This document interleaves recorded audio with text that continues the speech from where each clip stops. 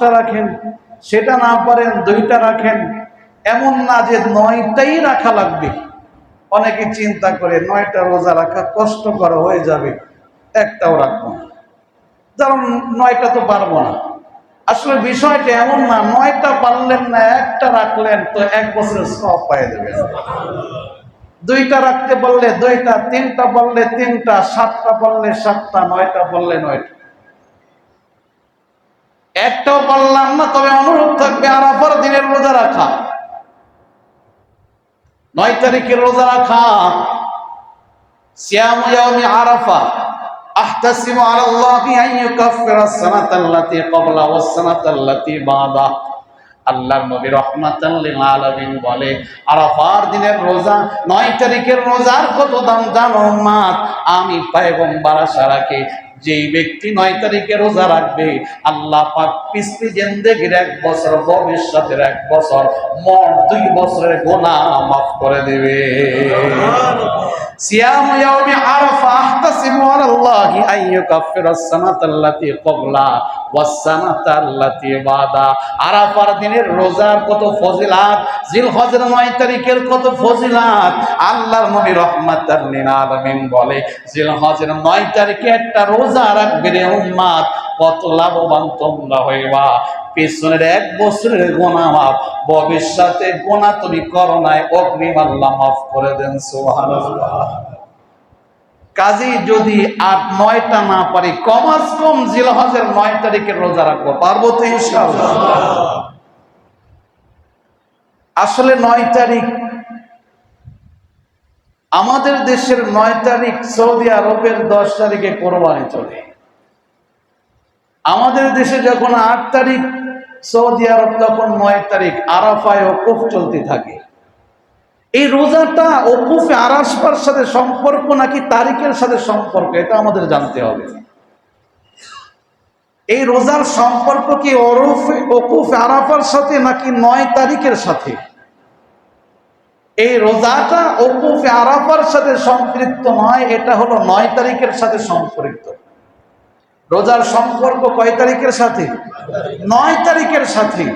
কাজী আমাদের দেশে তাদের ওকুফে আরাফা চলতেছে 9 তারিখে, আমাদের দেশে তখন 8 তারিখ চলে। আমরা মনে করে আজকে মনে হয় আরাফার রোজা। না, এই আরাফার রোজাটা ওকুফের সাথে সম্পর্ক না, তারিখের সাথে সম্পর্ক। অর্থাৎ এই দেশে যখন 9 তারিখ চলবে তখন রোজা রাখবো। বুঝে আসছে তো ইনশাআল্লাহ? 9 তারিখ এখানে ওকুফে আরাফার সাথে কোনো সম্পর্ক নেই। 9 তারিখ যখন হবে, অর্থাৎ কোরবানির আগের দিন আমরা রোজা রাখবো। এটাই হলো আরাফার দিনের রোজা। আল্লাহ পাক বোঝার তৌফিক দান করেন। আর একটা আমল, তাকবীরে তাশরিকের আমল। 9 তারিখ ফজরের পর থেকে নিয়ে 13 তারিখ আসর পর্যন্ত মোট 23 ওয়াক্ত তাকবীরে তাশরিক। আল্লাহু আকবার, আল্লাহু আকবার, লা ইলাহা ইল্লাল্লাহ, আল্লাহু আকবার, আল্লাহু আকবার, ওয়ালিল্লাহিল হামদ। প্রত্যেক ফরজ নামাজের পরে একবার পড়া ওয়াজিব। একবার পড়া কি ওয়াজিব? আমাদের জন্য যেমন ওয়াজিব, নারীদের জন্য তেমন ওয়াজিব। আমরা একবার পড়বো, নারীরা একবার পড়বে। 3 বার যদি কেউ পড়ে অসুবিধা নাই, তবে সুন্নাত মনে করে যদি 3 বার পড়ে তাহলে বেদাত হবে। সুন্নাত মনে করে নাই, এমনি 3 বার পড়লে অসুবিধা নাই। যদি সুন্নাত মনে করে 3 বার পড়ে তাহলে বেদাত হবে, পড়া যাবে। তাহলে 9 তারিখ ফজর থেকে নিয়ে 23, 10, 11, 12, 13 তারিখ আসর পর্যন্ত মোট 23 ওয়াক্ত। কয় ওয়াক্ত?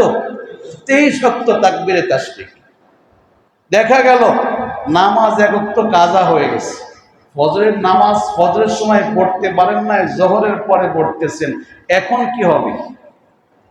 যেহেতু তাকবীরে তাশরিকের দিনেই আপনার ফজরের নামাজটা কাজা হলো, এই 5 দিনের এই 23 ওয়াক্তের মধ্যে যদি ওই কাজা নামাজটা আদায় করেন, কাজা নামাজের পরেও তাকবীর পড়া ওয়াজিব।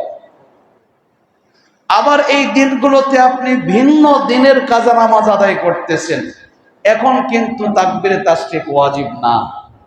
মনে করেন আজকে 1 রাকাত 1 ওয়াক্ত নামাজ কাজা হয়ে গেল, 9 তারিখ তাকবীরে তাশরিকের দিনে এই কাজাটা আদায় করতেছেন, এই নামাজ সালাম ফেরানোর পরে আপনার তাকবীর পড়া লাগবে না। তাহলে 9 তারিখ থেকে 13 তারিখ আসর পর্যন্ত 23 সপ্তাহ আমরা তাকবীরে তাশরিকের আমল করব। আল্লাহ তাআলা তৌফিক দান করেন। 10 তারিখের আমল কোরবানির আমল। যাদের উপর কোরবানি আবশ্যক তারা কোরবানি করবে। কাদের উপর কোরবানি আবশ্যক? যারা নিসাবের মালিক। কিসের নিসাবের মালিক? 10, 11, 12 কোরবানির 10, 11, 12 3 দিন যারা 52.5 তোলার উপর মূল্য যাদের কাছে আছে, অথবা 7.5 ভরি স্বর্ণ, অথবা এই পরিমাণ ব্যবসায়িক মাল, অথবা সব কিছু মিলে 52.5 তোলার উপর মূল্য থাকলে তার উপরে কোরবানি ওয়াজিব। 52.5 তোলার উপর মূল্য যদি আপনার কাছে থাকে আপনার উপর কোরবানি ওয়াজিব। আপনার বিবির কাছে যদি থাকে বিবির উপরেও ওয়াজিব। সন্তানের কাছে থাকলে সন্তানের উপরেও ওয়াজিব। এমনটা না কোরবানির বিধান পুরুষের ক্ষেত্রে, নারীদের ক্ষেত্রে না। অনেকে মনে করে আমি কোরবানি করছি, আমার বিবি না করলে কি হবে? আপনার বিবির কাছে যদি 52.5 তোলা রূপার মূল্য থাকে, রূপা স্বর্ণ টাকা সব মিলে 52.5 তোলা রূপার মূল্য যদি থাকে, আপনার বিবির ওপরও কোরবানি ওয়াজিব। আপনারও আছে, আপনার বিবিরও আছে, সন্তানেরও আছে, তিনজনের পক্ষ থেকে কোরবানি দিতে হবে। কারো আপন লোক কবর জগতে চলে গেছে, মা বাবা কবরে চলে গেছে, অনেকে চিন্তা করে তাদের পক্ষ থেকে কোরবানি দেওয়া যাবে কি যাবে না। হ্যাঁ, মৃত্যু ব্যক্তির পক্ষ থেকে কোরবানি দেওয়ার অনুমতি আছে। আপনার মার পক্ষ থেকে কোরবানি দেওয়ার অনুমতি আছে, বাবার পক্ষ থেকে কোরবানি দেওয়ার অনুমতি আছে। সরকার তো আলম নবী রহমাতুল লিল আলামিনের পক্ষ থেকে কোরবানি দেওয়ার অনুমতি আছে। কারণ নবীজি আমাদের পক্ষ থেকে কোরবানি দিতেন, সুবহানাল্লাহ। নিজের পক্ষ থেকে কোরবানি দিতেন, আবার উম্মতের পক্ষ থেকে স্পেশাল নবীজি কোরবানি করতেন। আল্লাহ নবী রহমাতুল লিল আলামিন ইন্তেকালের পূর্বে হযরত আলী রাদিয়াল্লাহু তাআলা আনহুকে ওসিয়ত করলেন, আলী রে, আমি নবীর ইন্তেকালের পর আমার পক্ষ থেকে তুমি একটা করে প্রতি বছর কোরবানি করবে, আমার পক্ষ থেকে তোমাকে নির্দেশ। হযরত আলী রাদিয়াল্লাহু তাআলা আনহু প্রতি বছর 2টা করে কোরবানি করেন। এক সাহাবী জিজ্ঞাসা করলেন, আলী, একটা কোরবানি করলেই চলে, তুমি কেন 2টা কোরবানি করো? হযরত আলী বলে, পয়গম্বরের নির্দেশ, আল্লাহর নবী আমাকে হুকুম করে গিয়েছেন, নবীর ইন্তেকালের পর নবীর মহব্বতে আমি যেন প্রতি বছর একটা করে কোরবানি করি। সুবহানাল্লাহ। এই জন্য হযরত আলী রাদিয়াল্লাহু তাআলা আনহু প্রতি বছর 2টা করে কোরবানি করতেন, একটা নিজের পক্ষ থেকে আর একটা নবীর পক্ষ থেকে। আমরা নবীর উম্মত, আমাদের দায়িত্ব, যদিও নবী আমাদেরকে ওসিয়ত করে যান নাই, রহমাতাল লিল আলামিন আমাদেরকে নির্দেশ দেন নাই, কিন্তু আমাদের দায়িত্ব, যেই নবীর মাধ্যমে আমরা দিন পাইলাম, যে নবীর মাধ্যমে আমরা মালিক চিনলাম, যে নবীর মাধ্যমে আমরা জান্নাত জাহান্নাম চিনলাম, যে নবীর মাধ্যমে দিনের পথে চলা চিনলাম, যেই নবী রওজে আতহারে উম্মতি উম্মতি করে কান্দে, যেই নবী হাসরের ময়দানে উম্মতের জন্য পাগল করা থাকবে, সব নবীরা নিজেদের ফিকির করবে, নাফসি নাফসি করতে থাকবে, একমাত্র আমাদের নবী রহমাতাল লিল আলামিন উম্মতি উম্মতি করতে থাকবে। সুবহানাল্লাহ। আল্লাহর নবী বলে, যতক্ষণ পর্যন্ত আমার উম্মতরা জান্নাতে না যাবে ততক্ষণ পর্যন্ত আমি পয়গম্বর জান্নাত